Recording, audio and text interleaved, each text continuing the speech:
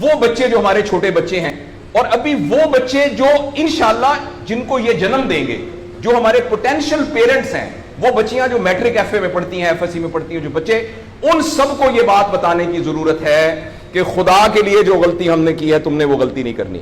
اپنے value system کو ٹھیک کرنا ہے. میں نے سر ایک سٹڈی کی, ابھی وہ جاری ہے, تقریباً 1800 بچوں سے میں نے پوچھا تم کس جیسا بننا چاہتے ہو, اور یہ 8 سال سے کم عمر کے بچے کے. آپ یقین کریں بچوں نے جو کہا وہ یہ کہا میں میسی کی طرح بننا چاہتا ہوں جو فٹ بالر ہے, کسی نے کہا میں عاطف اسلم کی طرح بننا چاہتا ہوں, کسی نے انڈیا کے اداروں کا نام لیا, کسی نے نہیں کہا میں ابو بکر کی طرح بننا چاہتا ہوں, کسی نے نہیں کہا میں حضرت علی کی طرح بننا چاہتا ہوں, کسی نے نہیں کہا میں قائد اعظم کی طرح بننا چاہتا ہوں, کسی نے نہیں کہا میں عبدالستار ایدھی کی طرح بننا چاہتا ہوں.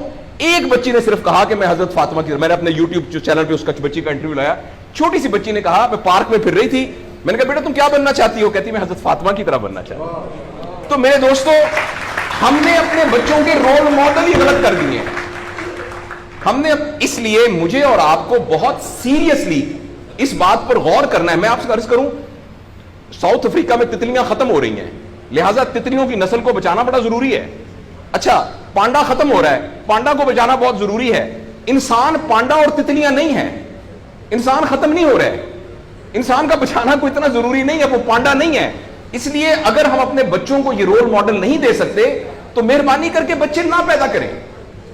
لیکن اگر ہم نے اپنی اولاد پیدا کرنی ہے تو وہ اولاد وہ پیدا کرنی پڑے گی اور اس کی وہ تربیت کرنی پڑے گی جن کا رول ماڈل وہ ہو جو حضرت عمر تھے, جو حضرت ابو بکر تھے, جو حضرت علی تھے, جو فاطمہ تھی, جو زینب تھی, جو خدیجہ تھی رضوان رضی اللہ عنہا.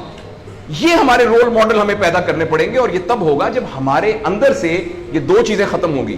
نمبر 1, ہم پیسے کی بنیاد پر اپنے آپ کو بڑا نہ سمجھیں, اور دوسرا یہ کہ ہم فرد کو فرد کے لیے تیار نہ کریں, فرد کو معاشرے کے لیے تیار کریں. میرا بیٹا تو 1100 میں سے 1100 نمبر لے کے ڈاکٹر بن کے ایک جگہ پر اسسٹنٹ پروفیسر لگا ہوا ہے, معاشرے کو کیا فائدہ ہوا ہے؟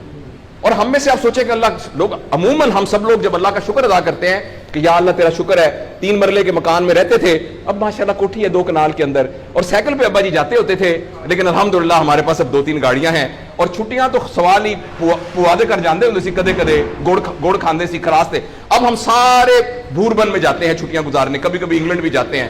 اللہ کا ہمارے اوپر بڑا کرم ہو گیا. اس غلط فہمی سے ہم اپنے آپ کو نکالیں. اللہ کا کرم یہ ہے کہ میری وجہ سے, جیسے انہوں نے ویڈیو دکھائی ہے کہ ہمارے یہاں کوئی بلڈ کا کچھ نہیں ہوتا تھا, شکر ہے میری وجہ سے یہ بلڈ والا کام شروع ہو گیا. میں ڈاکٹر ہوں, یہ والی سروس یہاں موجود نہیں تھی, اللہ کا شکر ہے کہ یہ والی سروس اب یہاں موجود ہو گئی ہے. اللہ کا شکر ہے یہ ہو رہا ہے. سروس اورینٹڈ جب تک ہم اپنے بچوں کو نہیں ڈیولپ کریں گے, اس وقت تک میں آپ کو بہت دکھ سے اعلان کرتا ہوں, بڑی ہی تکلیف کے ساتھ, میں بہت آپٹمسٹ آدمی ہوں, میں یونیورسٹیوں میں جاتا ہوں, کالج میں جاتا ہوں, بچوں سے بات کرتا ہوں, اگر ہم نے اگلے فوری طور پر اپنے بچوں کی تربیت پہ توجہ نہ دی, اگلے 10 سال میں ایک ایسی نسل آنے والی ہے جن کو چائلڈہڈ ڈپریشن ہوگی, جن کو سوئسائڈل تھاٹس آئیں گے, جن کی سیکسول ٹریننگ بہت بری ہوگی, اور جن کے اندر ریلیشن شپ پرابلمز ہوں گے. اور یہ ہونے والا ہے, ہماری آنکھوں کے سامنے ہونے والا ہے. اگر آپ کے ہاتھ میں ایک موبائل ہے, آپ ابھی اپنا موبائل کھول کے فیس بک کھولے, جو پہلی 1.5 منٹ کی ویڈیو آئے گی اس میں ایک نیم برہنہ عورت ناچ رہی ہوگی. اگر آپ کے 8 سال کے بچے کو آپ نے موبائل دیا ہوا ہے, میں آپ کو یقین دلاتا ہوں اس نے ننگی عورتوں کو ناچتا ہوا دیکھ لیا ہے, اور وہ سارے ایکٹ جن کو منہ سے بیان کرتے ہوئے ہمیں شرم آتی ہے, وہ آپ کے 8 سال کا بیٹا اور 8 سال کی بیٹی دیکھ چکی ہے.